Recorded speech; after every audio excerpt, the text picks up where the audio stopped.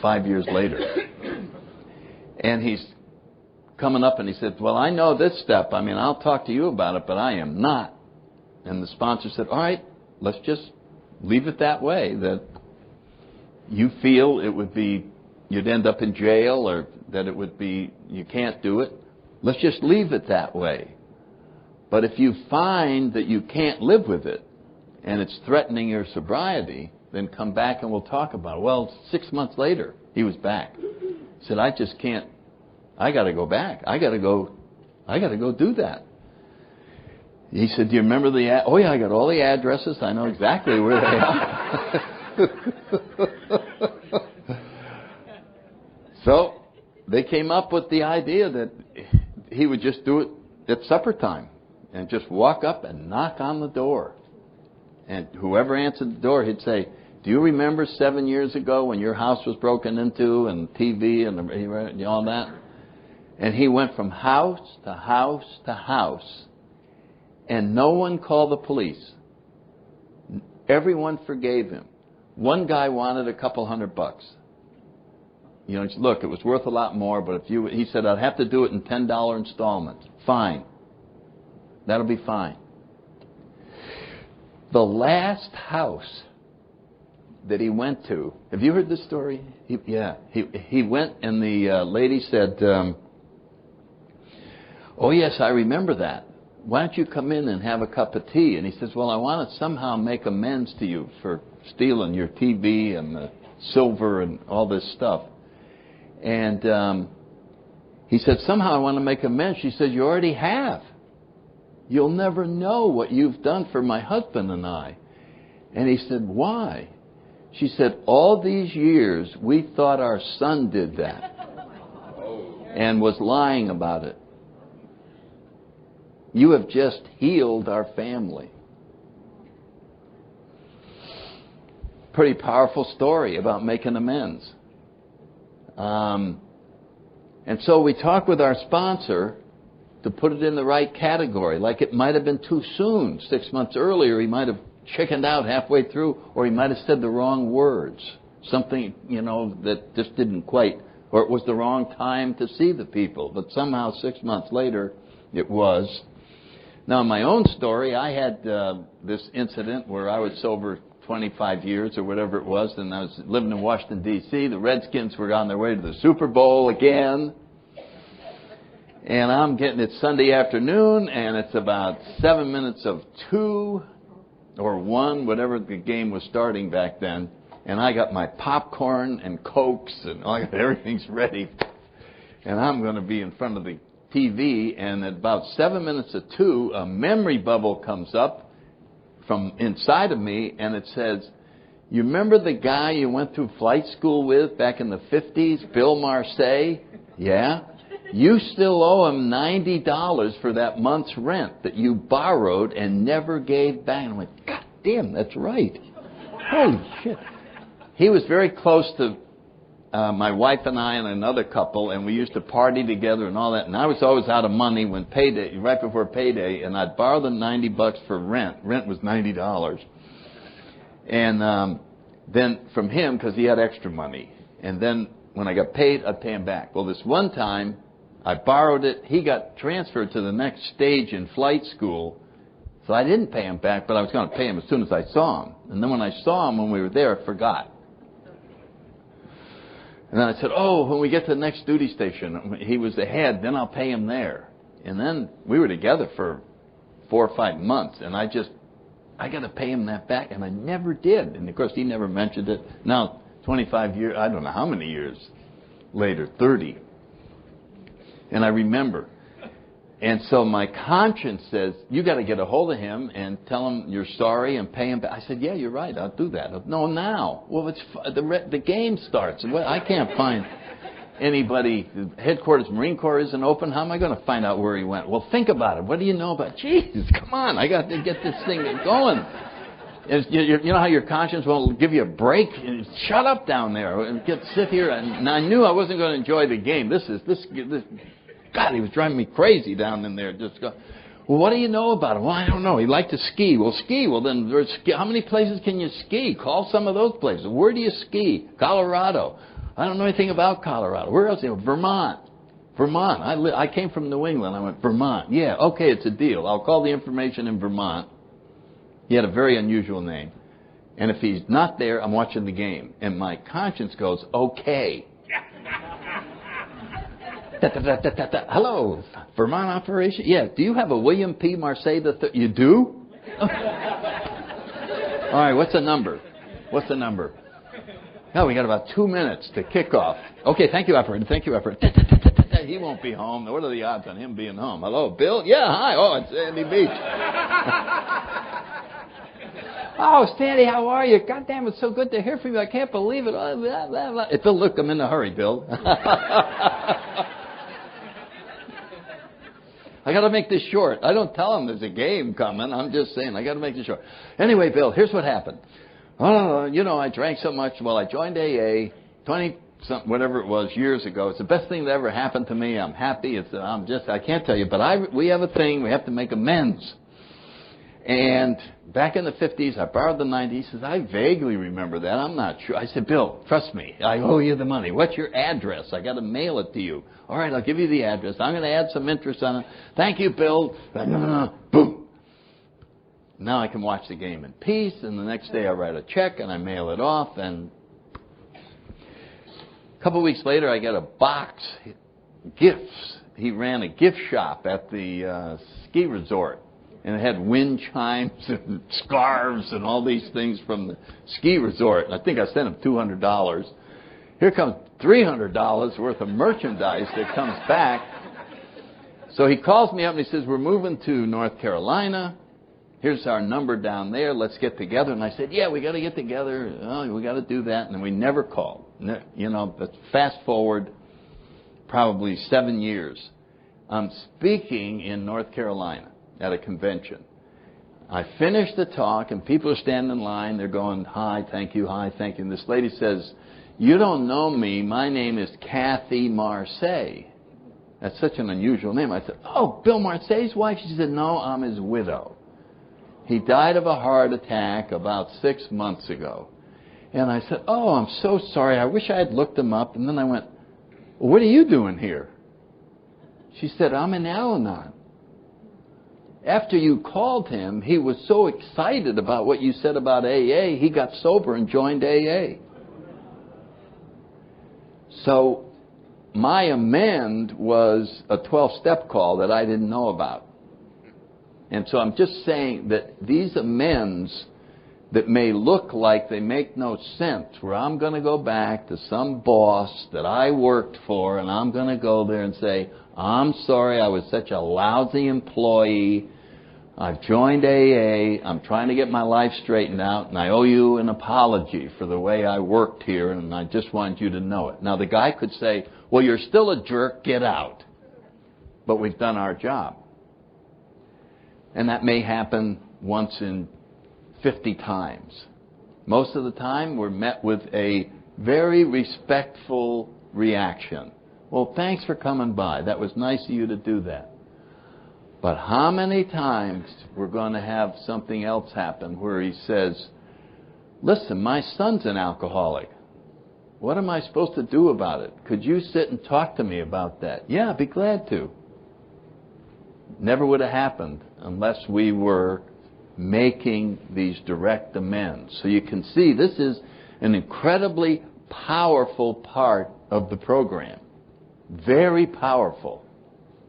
It reconnects us to the human race and makes us realize we are not isolated individual, but we're all part of a bigger being, our higher power.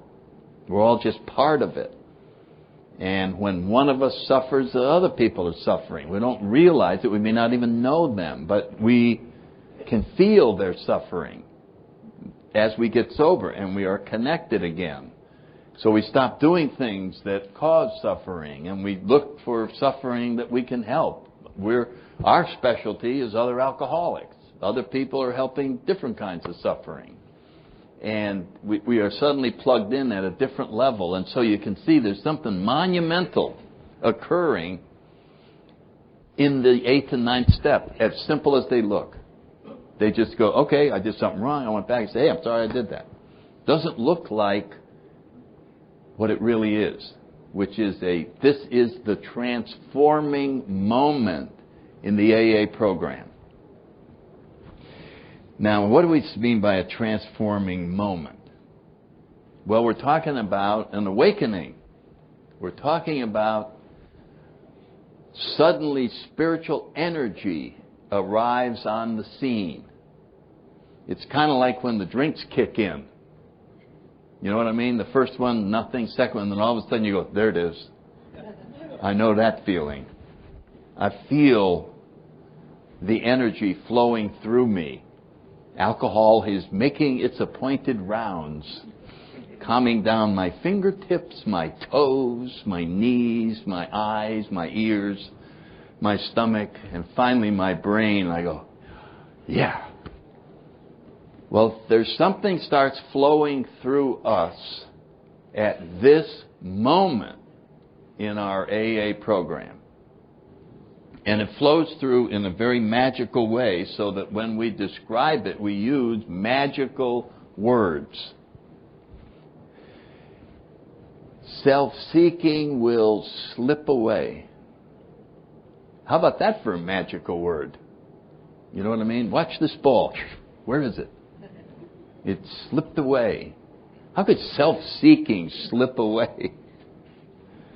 Fear of people and of economic insecurity will leave us. What do you mean, leave us? I mean, what a strange thing.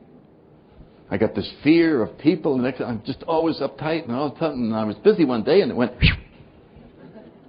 It just left us. It wasn't explained. It just said, see ya. I'm going to go bother somebody else. You see what I'm saying? When you see those promises that are read at the end of the 9th step, you know what's misleading? I mean, when you look at those, these are like saying, you are now walking on the moon. You follow what I'm saying? At this stage of your recovery, you will be on the moon, physically walking around. And you go, holy cow. If you go back and read those, well, let me get them out. I got them. I don't have those memorized, but I think they're on page 83 or somewhere. And I want to just look at them so that we just listen to the magic in the words, the verbs. You follow what I'm saying? You're not going to hear this as you're sitting in the psychologist's office. Oh, yes, sir. One more visit and low self-esteem will disappear. While you're sitting in that chair having a glass of water. Bloop. You know what I mean? It's just, you don't use verbs like that. It starts out with, we'll be amazed before we're halfway through. Isn't that a good word? Let me tell you what's going to happen. It's like the great Carsoni. You will be amazed halfway through my act.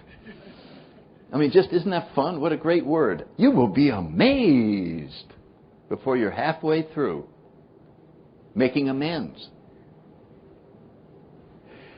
We're going to know a new freedom and a new happiness. Sally, come here. I'd like to introduce you to a new freedom and a new happiness. Well, how do you do? Glad to know you. I now know a new freedom and a new happiness. Isn't that nice? Brand new. Just, wow. I got a new happiness and a new freedom. We will not regret the past nor wish to shut the door on it. We will comprehend the word serenity and we will know peace. I mean, just, can you imagine that? Comprehend. It's going to sink in. Wow. Oh, this is what serenity is all about. Wow. And peace. Personally, I'm going to know peace. How do I know it? I feel it. I am now actually experiencing peace. It's no longer a theory. You follow what I'm saying? Spiritual life is not a theory. It's going to happen. You will know peace. No matter how far down the scale we have gone, we'll see how our experience can benefit others. That is huge. The horrible past that we detested in ourselves, the disgusting, rotten, awful things that we did, are now our most precious gift in helping the next alcoholic. Alcoholics will only listen to another alcoholic. You say, I did that. I went to jail. I beat this up. I did that. And now I'm all right. And that's the magic connector, is there. The person talking to you walked in your shoes. And that's why you listen. So that's your secret, powerful, healing weapon is your disgusting past.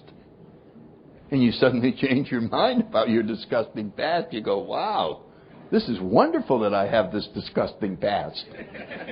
This is a healing tool that I have.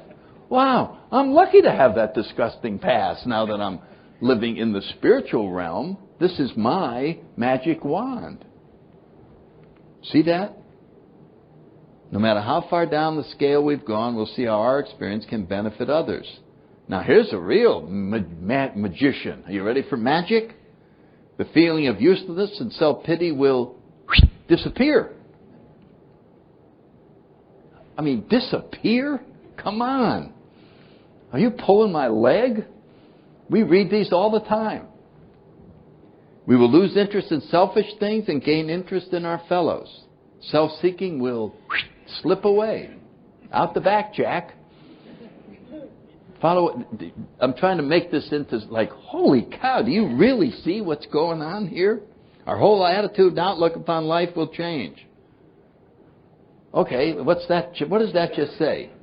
Oh, here's a little tiny sentence. Your entire life will change. Let me say that again. Everything about you, your entire life, everything will change. Hello? Is this freaking monumental or what? Fear of people, economic insecurity will leave us. Goodbye. Rats leaving a sinking ship. I don't know what's going on. We will intuitively know how to handle situations which used to baffle us. We are now what we're being taught is we're moving from the intellectual mind level to the intuitive level, where we simply wait for guidance. Oh, I got this terrible problem. I don't know what I'm supposed to do. Go to the movies. When you come out, there'll be a note. This is how to handle it. God. That's relying on intuitive. You follow what I'm saying? Go to the movies. When you come out, there'll be a note. This is what to do. God. Oh, thank you, God. I'm glad you... All right, let's keep going. We're almost there. We will suddenly realize that God is doing for us what we could not do for ourselves. Now, how would you describe conscious contact with your higher power? How about suddenly realizing that God is doing all this? And you notice the word sudden. I think all spiritual experiences occur suddenly. This minute you don't have it, and this second you do. Now, Bill talks about he had his hot flash, and then William James talked about the educational variety where it takes a long time, much more time. Bill said, God, if there is a God, help me. Boom! And he had, boom, this big contact. So we're describing here the one that takes a long time to occur suddenly. It still occurs suddenly. It just took a long time to suddenly occur. It's not like it happens a little bit and then a little bit, and I'm not sure if it happened, and maybe it didn't, maybe it did. No. When it happened, you go, wow, you were contacted inside. I've got it. I'll help you. Really? You mean like you're real? Yes, I am real. Okay. When you suddenly realize, holy cow, all this stuff, there's no other explanation for how I feel and for what I'm seeing other than my higher power. There's just no other way of explaining it, and you believe it in your heart, and there it is. Then, what does it say right after that? This is why it's so misleading. And now people are starting to shout it back. Are these extravagant promises? And we yell back, we think not. Are you kidding me? Are you kidding me? That wasn't extravagant. You're on the moon, you're doing a cartwheel. You now are on Mars. Now you're orbiting the sun, and now you're back. You think, are those extravagant? Oh, no, I don't think so. Well, why do we say no? All of that was done by our higher power. So, you want to know where the jackpot is? Right there.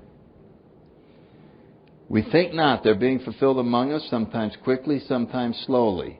And then this is my favorite verb of all. They will always materialize right before your very eyes. Watch this, ladies and gentlemen. There's nothing here. Pew, a rabbit. Where'd it come from? It just materialized. They will always materialize if we work for them. So let's take a break, and we'll wrap it up in the next session. Okay? Okay, everybody, we'll go ahead and get started, and this is the last session. I'm the one applauding for that. No, actually, I enjoy this, but I do get worn out. I realized last night I went up and I just went, God darn. That's because some number of years seem to have passed by without me noticing how many. And I suddenly realized I have a 50-year-old son. And that's hard to do when you don't really think you're 50 yet.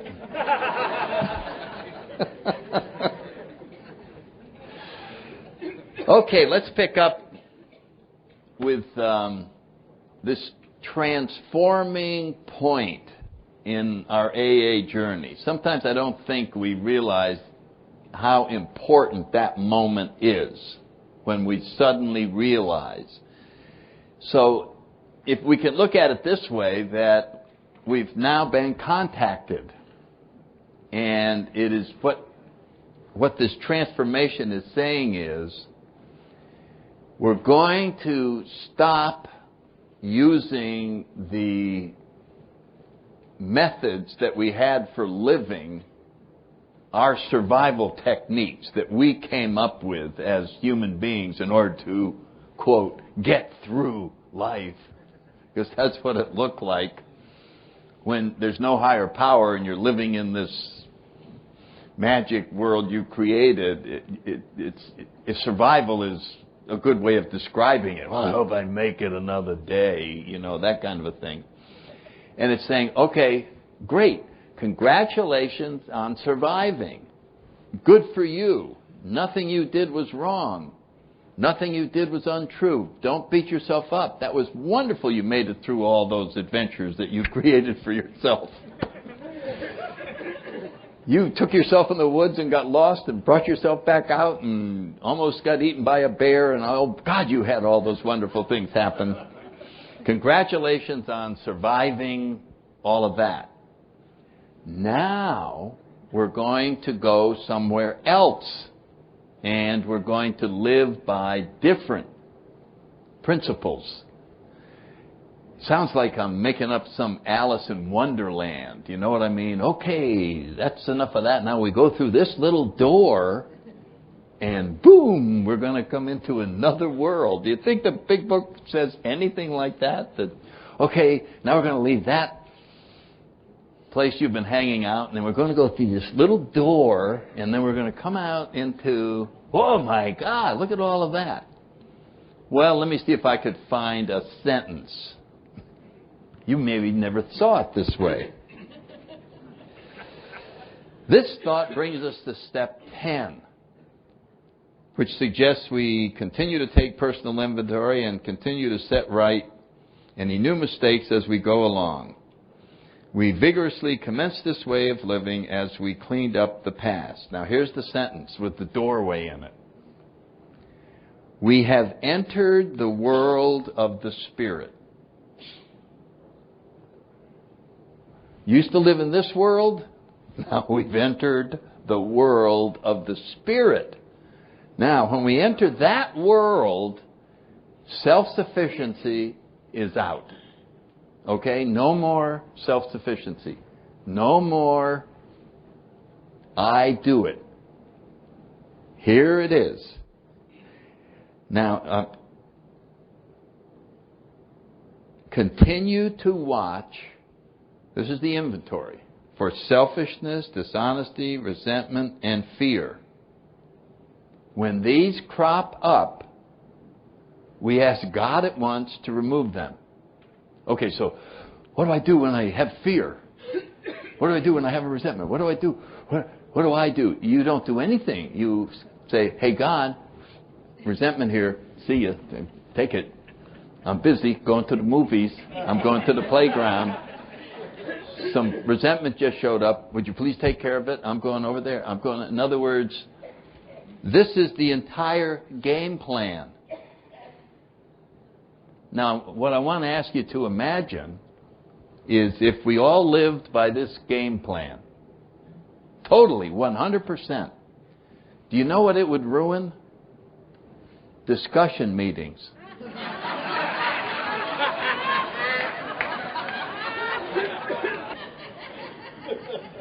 This whole page, 84 and 85, just filled with spiritual pictures. It's just wonderful. We've ceased fighting anybody or anything. Isn't that nice? What are you going to do all day?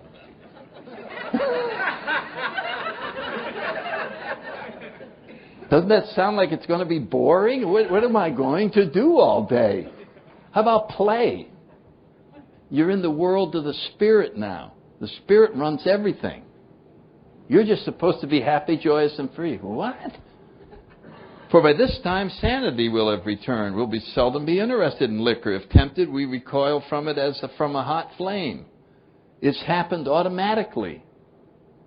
I didn't figure it out. I didn't do a damn thing. Just boop. It happened automatically. This new attitude towards liquor has been given to us without any thought or effort on our part.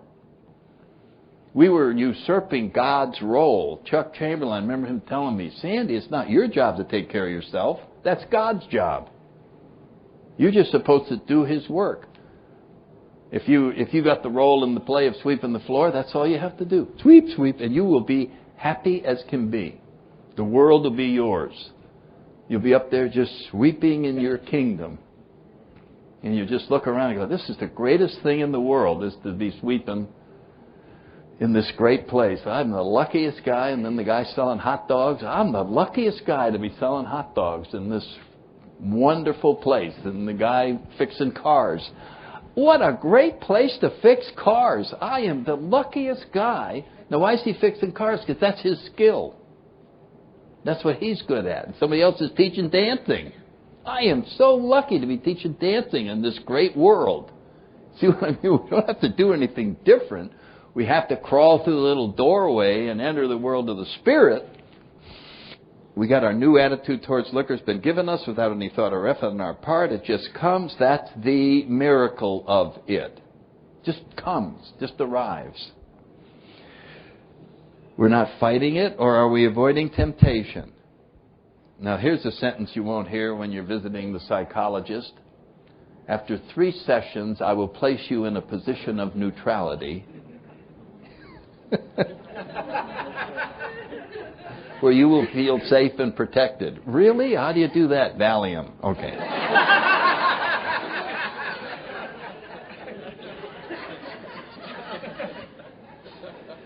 That is the miracle of it. We feel as though we've been placed in a position of neutrality, safe and protected. In other words, totally protected. We're safe. We're just supposed to fix the car engine that's in front of us. That's it. We're not supposed to go, what a crappy job. It just, that's it. Whatever we're doing right now is what we're supposed to be doing. And enjoying the hell out of it. Whether it's sitting here attending this or visiting with your neighbor afterwards or having lunch or whatever. That's it. We have not even sworn off. Instead, the problem has been removed. Now, if that isn't magic, and now it's been removed.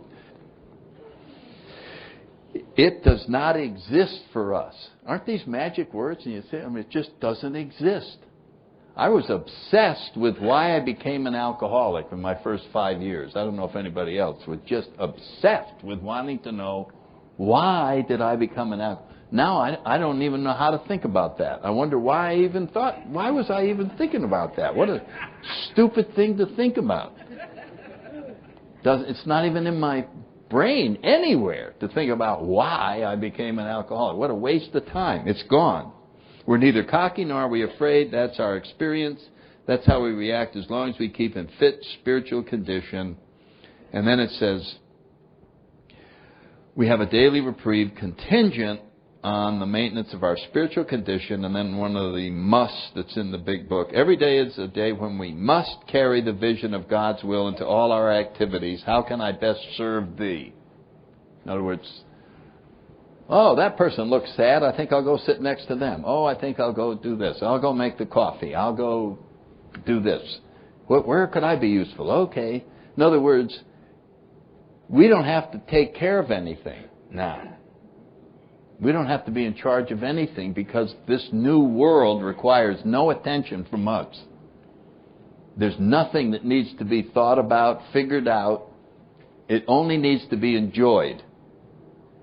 And that's the world to live in. You follow what I'm saying? This is the world of the Spirit. So, I was totally, as a lobbyist in Washington, I was totally into politics. And now, I hate to even tell you because I know people are going to go. The next election, I'm going to vote straight party line on the opposing side just to disengage myself from my convictions so that I'm free of all of that pain of not getting my way. I'm tired of it. My job is to just go around, try and help the person next to me, and the world is going to be the way it's supposed to be. And I know some people are going to go, well, that's a hell of a citizen.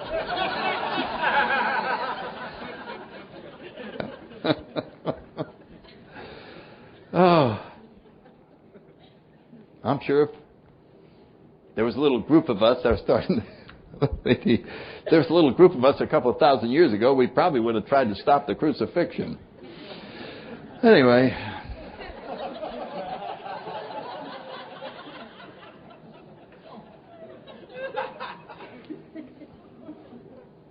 To some extent, we become God conscious, and now we want to get more. Now, before I go into the 11th step, I want to show this is the flowery language. It's the magical language.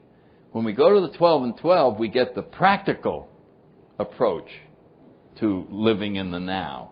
And when you combine them, you take the practical and the magic, and you just put them all together, you have one hell of a package. And so over in the 12 and 12, when it's talking about, in other words, the 10th step is how do you live in the now? How do you stay there? And it's, oddly enough, we inventory when we are disturbed, angry, fearful, whatever, and ask God at once to remove them. In other words, there it is. There's the plan. And then it gets reinforced in the 12 and 12 when it says there's a spiritual axiom. You remember that sentence? There's a spiritual axiom which says whenever we're disturbed, no matter what the cause, there's something wrong with us. No matter what the cause, no matter what happens, no matter how outrageous it is, if I'm disturbed, there's something wrong with me. Well, if it's 100% their fault, why is there something wrong with me? What is wrong with me? You're disturbed.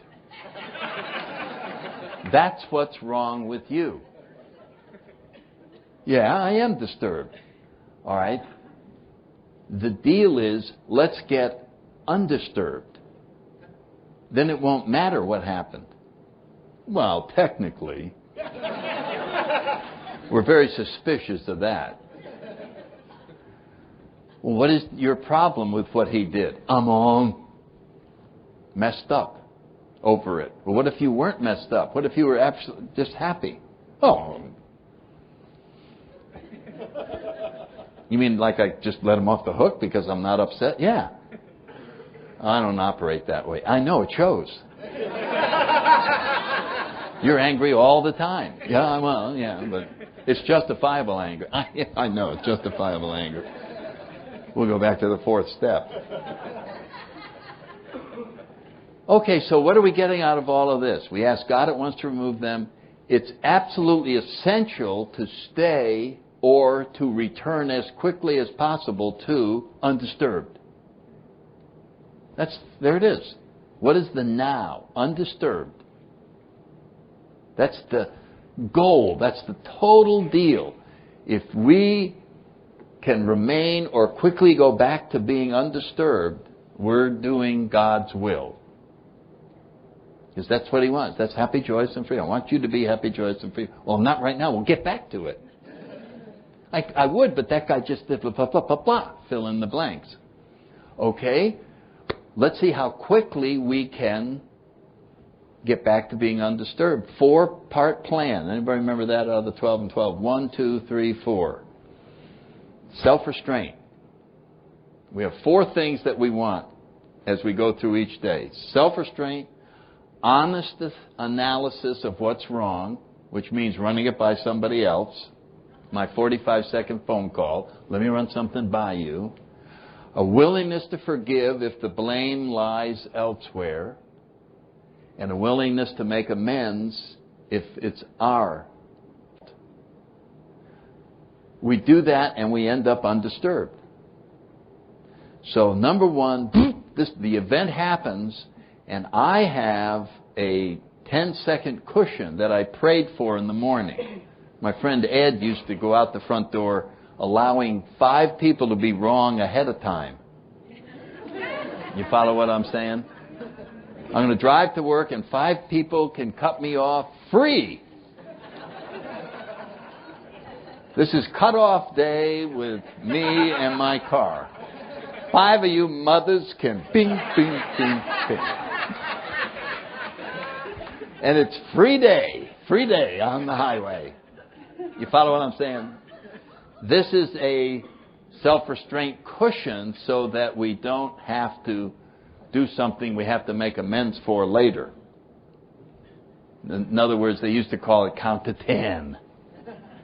Remember that? Okay, now count to 10. What happens while you were counting?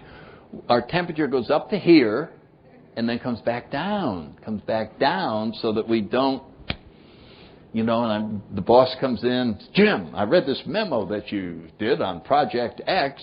This memo sucks. Do it over again. And here's our temper, our ego. And screw you, boss, I quit. And the quit is just going across the room to him. Hasn't reached his ears yet. And we want it back.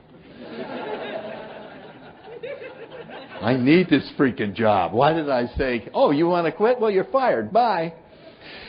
God, if I just waited a couple seconds, I never would have said those words. And I wouldn't have the consequences of acting while I was at the peak of being disturbed. So self-restraint. We pray for it each morning. Just give me a cushion between me and the world. So now something happens, frightens me, it upsets me, it does whatever it is, up, down. I haven't done anything. Now what is going on here? I'm disturbed. Anytime I'm disturbed, let's find out what it is. Okay, I think it's this, I think it's that, I think I'll make my 45-second call to my friend, joke, and I run something by you. This guy came in, he said that, now I'm all frightened. What the heck do you think that is? Well, I think that he was totally off the wall, never should have said anything like that. His wife is probably giving him a hard time. Just forgive him. It's almost like we need permission from someone else. It's okay to forgive for that? Yeah. Okay. You see what I'm saying? And now I'm back and, hey. Well, no, it's not him. It's you. You're reacting incorrectly. You overreacted. Go back in there and say, I'm so sorry for the way I responded to that. I'd like to start over and tell you that I will work on that and I will cooperate. And then, first time we do it, they all faint. Freaking Joe actually apologized. I can't believe it. And we've improved our relations, wherever it is, and we're back to being undisturbed. That's a huge, huge thing. So you can see that all of this is designed so that we can stay in the now, which is the secret of life. I mean, that's, I don't care what spiritual religion or anything you talk about, that's where we're supposed to be, and that's where we exist until we make up a story that we don't exist there. And we go off into the future to see what trouble we could stir up and make sure we don't sleep well this week. But I'm thinking about next month. Oh, yeah, no, it shows. So there is the package of freedom that we're given in the 10th step, in both the Big Book and the 12 and 12. It's just wonderful what is available there. So this context established, and that's why the 11th step says to improve our contact. You see what I'm saying? So it implies that it already was established, and my contention would be that when you suddenly realize God is doing for you what you couldn't do for yourself, that's it. That's when does the spiritual awakening happen? I would suggest that that's sort of a description of what it looks like right as we come into the 10, 11, 12 maintenance steps, whatever you want to call it. We're going to maintain this condition that we were given. That's what it's talking about. Maintain the awakening. Or, as the 11th step said, hey, if one drink is good, how about 10?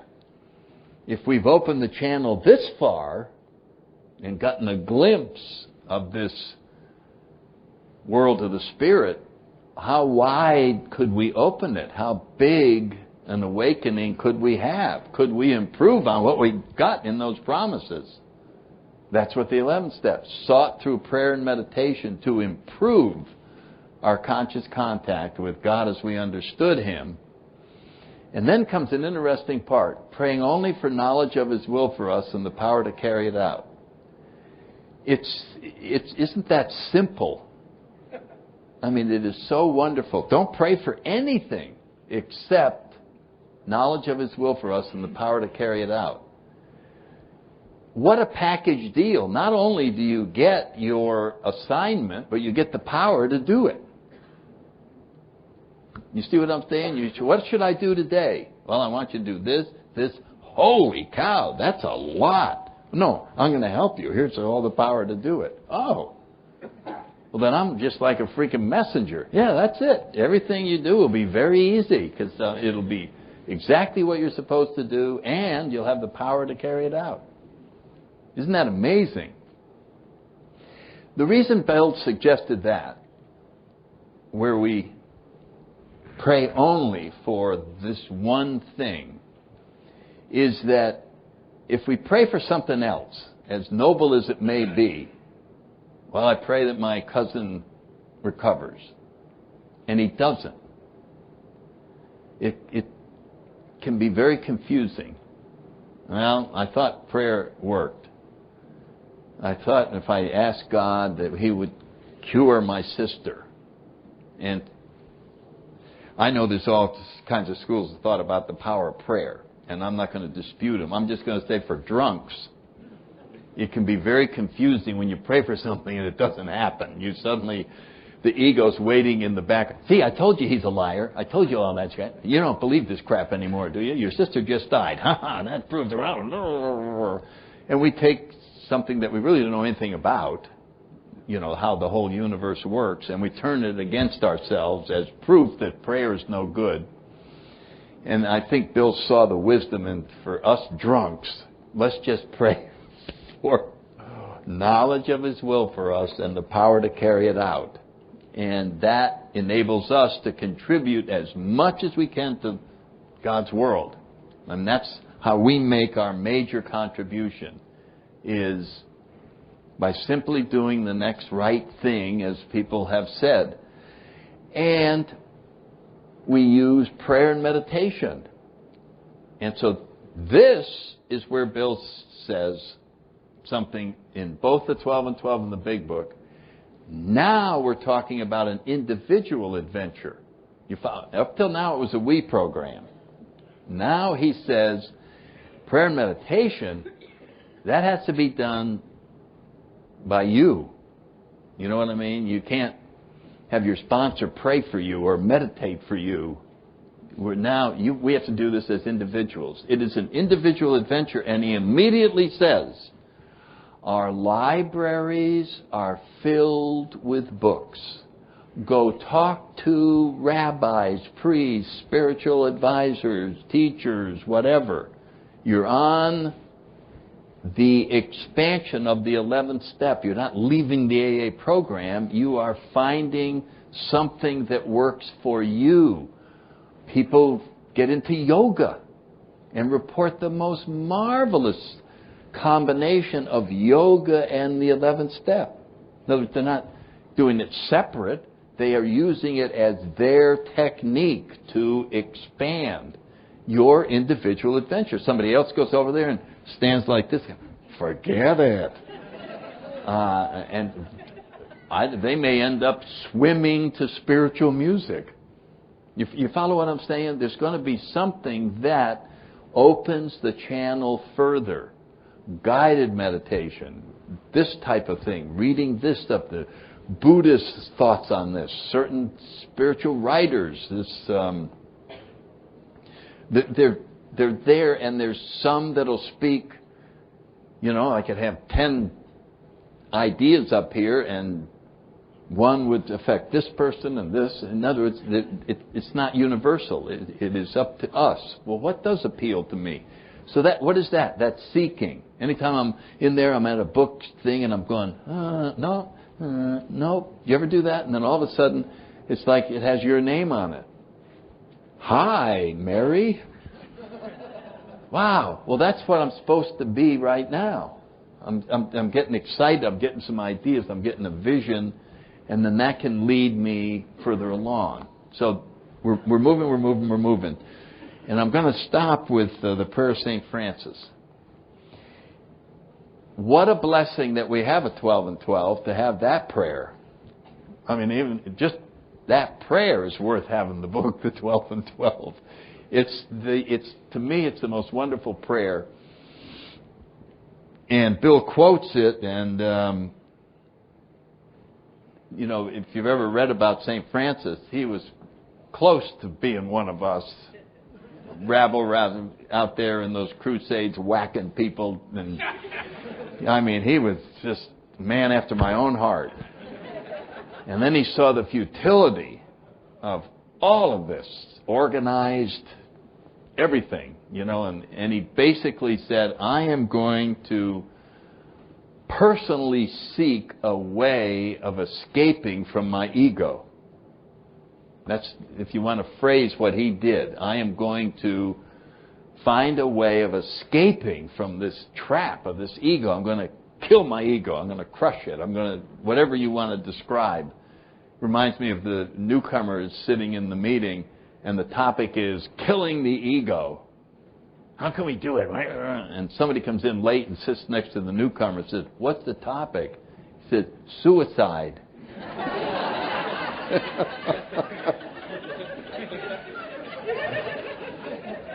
Because when you're new, there is just ego.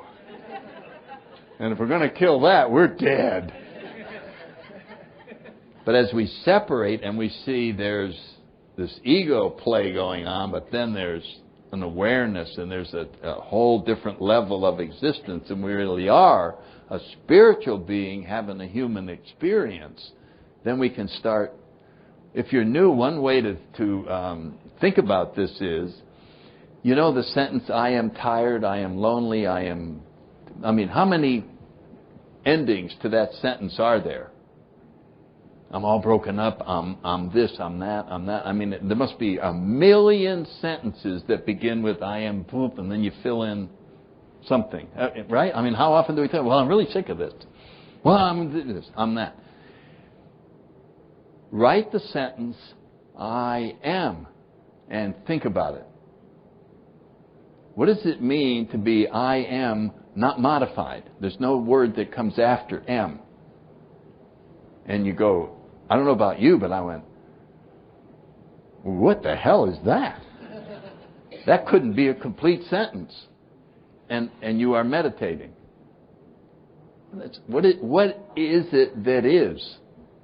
What is I am? And you're now thinking about these things. Anyway, St. Francis did this and deprived himself and just helped people and prayed. And as he did it, guess what happened? People, animals, birds wanted to be near him. What did they want to be near? They wanted to be near his energy. He was what we call AA, a program of attraction.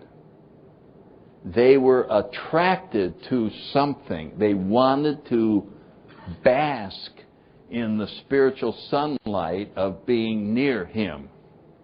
He had opened the channel that had been closed by his self-will and his selfishness. And the opening of the channel is how he opens his prayer. Make me a channel of thy peace. Now, the prayer was written to explain to those of us that are following him what happened. This is his best shot at what the process that he went through all those years was. And this is what it produced. And it gives us an insight into what we are trying to do here. And it's very similar to the picture of a block of marble, and the sculptor is now going to produce that beautiful statue of the woman dancer with the veil or the long robe and back, and it's just the most beautiful thing in the world. And you ask the master sculptors, how in the world do you do that? And they say, this work of art is already in the block. I just chip away everything that isn't this incredibly beautiful statue. It's already in there. So if we are allowing, through the process of the 12 steps, our higher power to painfully remove all these defects, chip, the sculptor, with our willingness and humility to go through the pain of, go ahead, keep chipping. What is he doing? What is being done to us? Our magnificent reality is being revealed so that it can come out. We already are perfect children of God. There's nothing we have to become. We already are. We just have to get everything out of the way that's blocking it. So when we realize this, we see in the first line of the prayer, make me a channel of thy peace. My first impression of that was, oh, finally, it opens up and then God's peace flows in and I feel like $1 million. And that's not what the prayer says at all. It says, we open the channel and your peace flows out. The whole prayer is about us bringing comfort, us bringing peace. It's all inside. It's been waiting to get out. The peace, all the peace enough for the whole world is inside of me trying to get out. And so my frustration all these years has been, I can't be myself. In other words, the spirit inside of me has been wanting to behave the way a spirit knows how to behave, and I'm trapped in my own story. So look at the prayer that way. It's saying, make me a channel of thy peace. So now here comes the peace out of me. We've opened it up, and it goes on and on. It says, where there's hatred, I may bring love. Well, where do I get the love to bring? You are love. You can't run out. If you want to try an experiment, take 10 minutes up in your room and love everybody in this room. Just imagine all these people. Okay, I love that person. I love the guy near the door. I love that guy. I love that guy. I love that guy. I love that guy. I love that guy. I love that guy. I love that guy. Matter of fact, I love everybody in Columbus. Okay, everybody in Columbus. Love, love, love, love, love, love, love, love, love, love. Okay, not just Columbus. Ohio. I love everyone in Ohio. All the people down in this part, all the people over there, and see if you can run out of love. See if you suddenly go, well, that's it. There's none left. Then you can move on to the whole United States. You could go all over the whole world. And you can't run out. you try it. Well, that's it. I just ran out. There's no room left. Oh, sorry about that guy. I got to leave him out. There isn't any left. You will not be able to run out. You might get tired, but you won't run out. So where there's hatred, I may bring love. Where there's discord, I may bring harmony. Where am I going to get harmony? You are harmony. You already are that. That's your nature. You already are harmony. Where there's error, I may bring truth. You already are truth. You don't have to go seek it. You don't have to do anything. You just have to allow it. That's your natural state. Error, our ego made up. In other words, that's the illusion is finally going to be shattered. Where there's error, I may bring truth. Where there's wrong, I may bring a spirit of forgiveness. I am forgiveness. I forgive everything. This other part of me said, that's wrong, that's wrong, that's wrong, that's wrong. You follow what I'm saying? And so, we're going to move through that. Where there's despair, I may bring hope. I am hope. Where there's doubt, I may bring faith. That where there are shadows, I may bring light. Well, how am I going to bring light? You are the light. That's who you are. You see what I'm saying? The thing is going, when you keep opening this up, this is what's going to be revealed. What does Bill say? All of more will be revealed. That's not, you will learn more, you will study more. No, it'll be revealed. And you'll suddenly go, holy cow, I am the light. I'm bringing light into this guy I'm 12-stepping. He's responding to the light, not my words. He's connecting to something that he's attracted to. You see what I'm saying? It starts, holy cow, I'm just an instrument.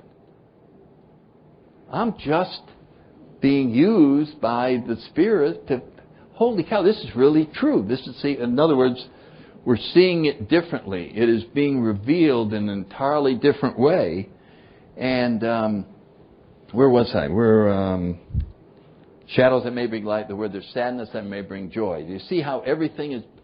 I was trying to get. I don't need anything.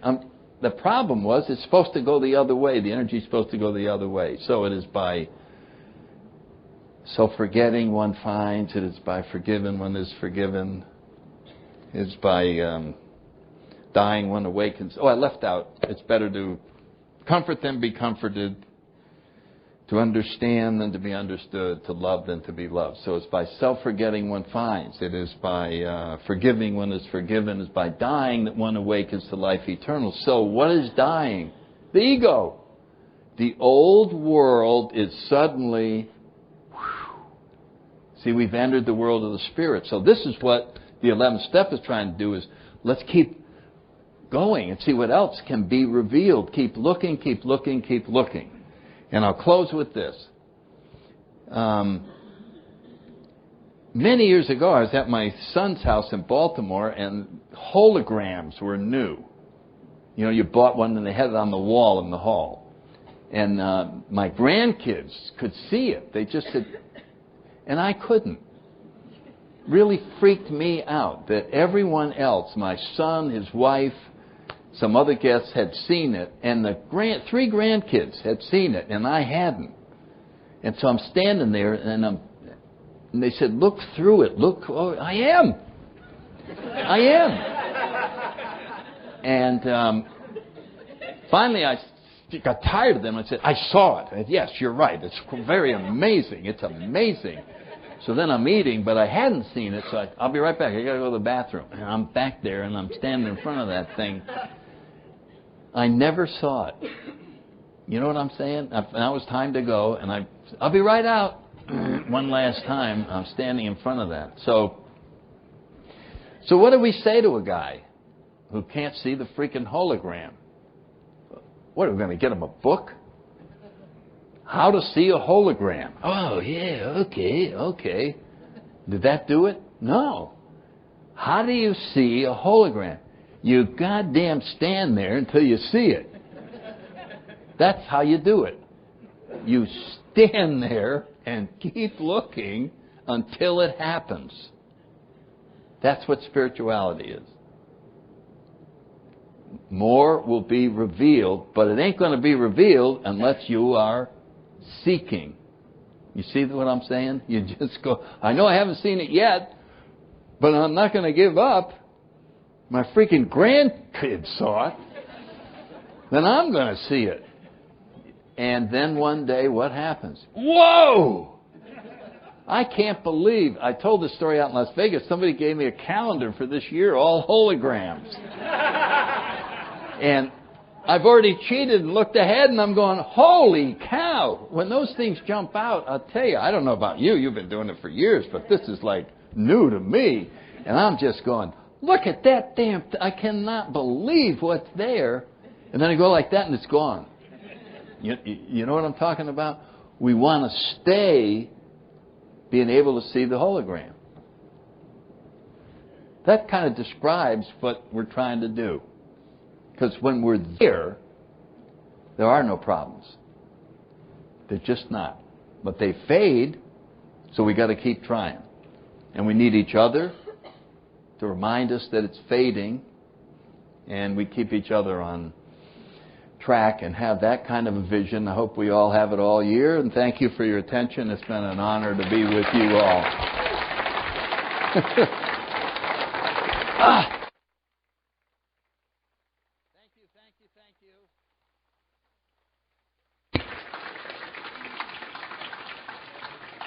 Let's give him another round of applause. I mean, my gosh, what a way to start a weekend off, you know? I would not want to be a speaker that has to follow him up, Liz, wherever she is. I wouldn't want to have to follow that guy up. But, you know, Sandy was our kickoff, and what a great way. And hang around. You've got a list of great speakers. At 3 o'clock is our next talk here, and I'm the taper. You've got a voice. You've got a chairperson. There's our voice. Well, Liz is our happy girl. And she's the one that's always laughing for us, and she's speaking at 3 o'clock. Make sure and be back here. She's got an excellent message. Sandy, and I do want to add one thing. Sandy mentioned it's better to be comforted, to be comforting than be comforted. I sat down to start taping. I got a text message from a very good friend back home. Her husband died today. Would you say a prayer for Barbie? She's been in the program for over 20 years. She got sober very young, and she's fought cancer with her husband for 2 years. I told her to keep me posted. She took a time out of her day today, an hour after husband, just to text message me. So please say a prayer for her. Let's have a great weekend. Voice, do you want us to add anything? All right, let's go ahead and close this part up because they do have two kind of separate conferences. With the Lord's Prayer, Sandy, would you do that with us? Our Father. Our Father.